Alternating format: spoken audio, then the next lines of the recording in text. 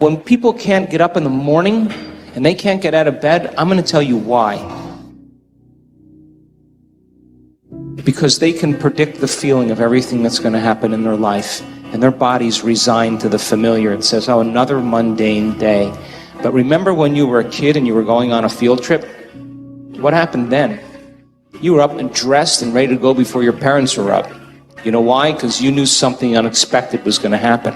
That's how we should live our lives. Waking up with the understanding to expect the unexpected, and something unusual should happen in our life as a result of our efforts. And it's just those beginning moments where it begins to happen that we begin to prove to ourselves how powerful we really are. Take time in the morning and the evening and the rest of the day. Check in with yourself at certain times to see if you're still in that energy. And if you're not, excuse yourself for a second, raise your energy, and step back into your life.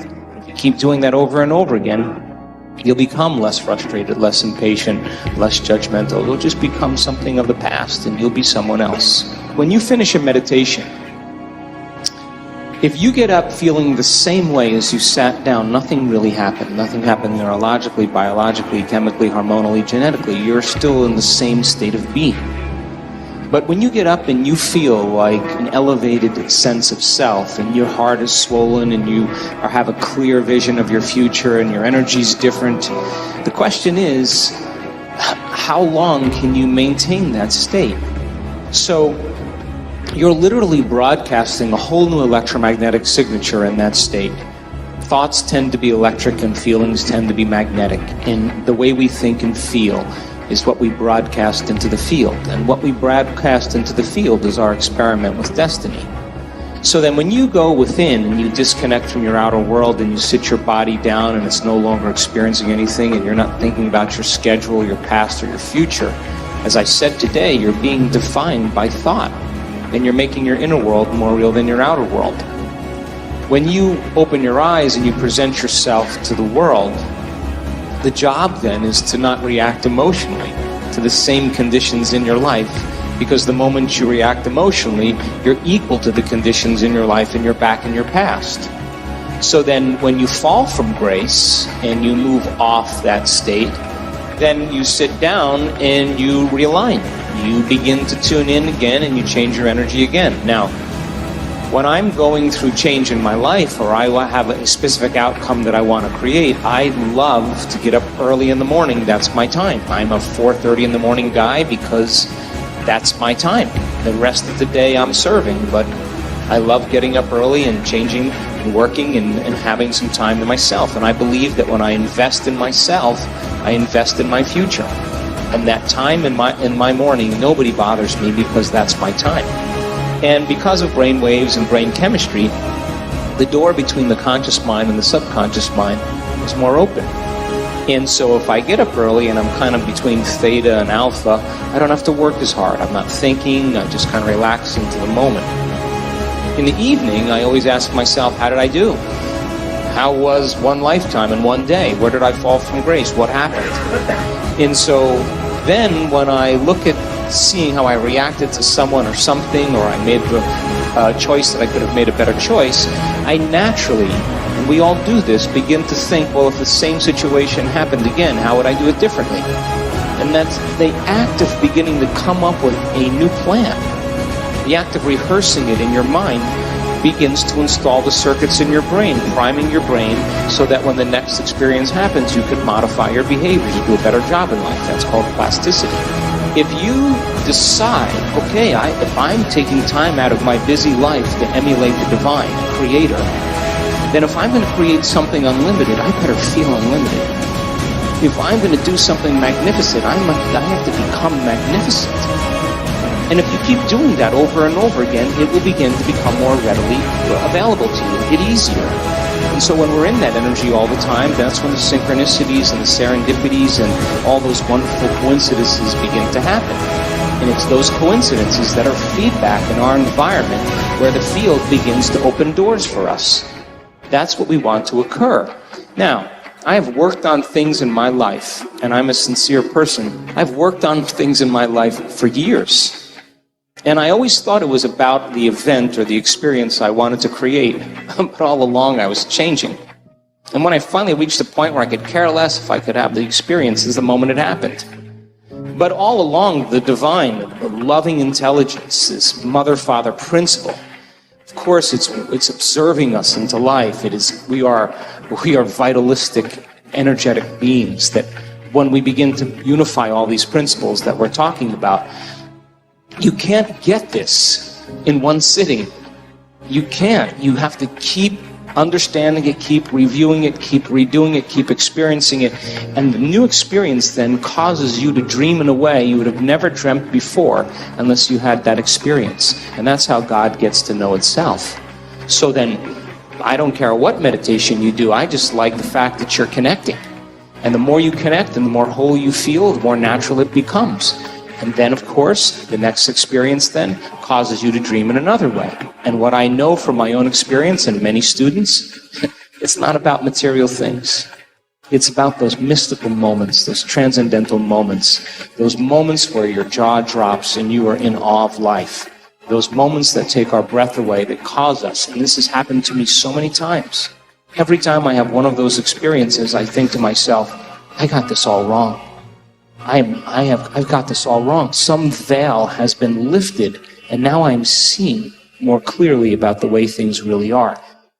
Say thank you for grace. Thank you for mercy. Thank you for understanding. Thank you for wisdom. Thank you for parents. Thank you for love. Thank you for kindness. Thank you for humility. Thank you for peace. Thank you for prosperity. Say thank you in advance for what's already yours. It's how I live my life. That's why I am, one of the reasons why I am today.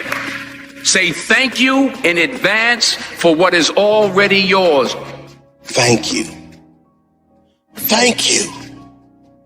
Thank you. Thank you for this day. Thank you for every moment that led to this day.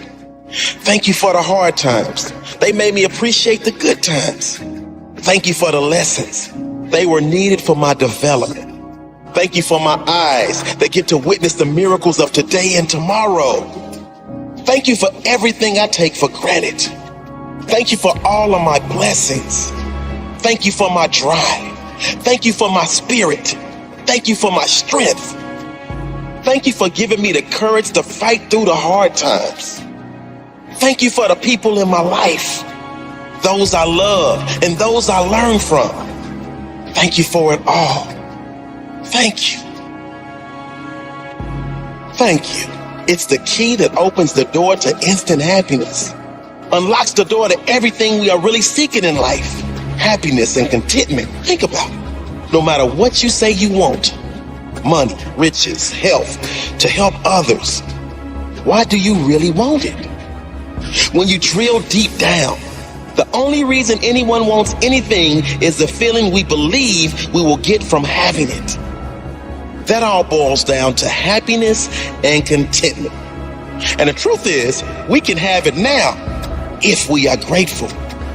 And if you get quiet, get away from the noise of the world, and think for a moment about what you could be grateful for, I'm sure you could find plenty. Be grateful there's food on the table, air in your lungs, life in your body. Get grateful that you have opportunity to take your life to a whole nother level, to decide right now that you are going to live your dreams and never settle until you do. Get grateful for the mental strength you've been given to survive the hard times. Get grateful for your limbs if you have them. Many are not so blessed. Your eyesight if you have it. Many are not so blessed. Your hearing if you have it.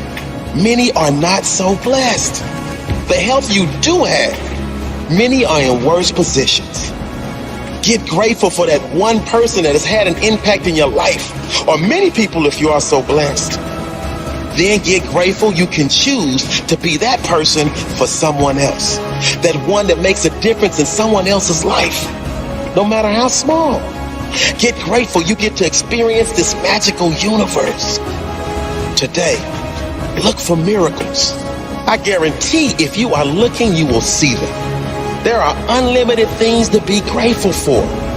Open your eyes. Unlock your amazing life.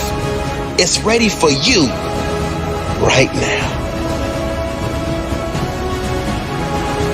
Thank you for this day, whatever it brings, whether a challenge I need to grow, a lineup to teach me patience, an unexpected blessing, every moment of joy, whatever today brings, thank you.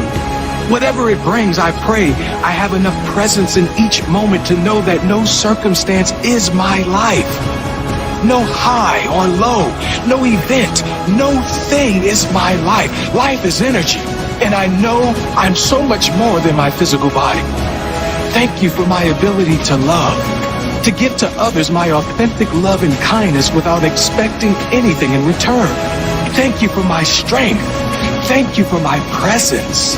Thank you for my ability to attract only the things and people that are in harmony with what I need in my life. Thank you. Thank you. Thank you for this day, whatever it brings.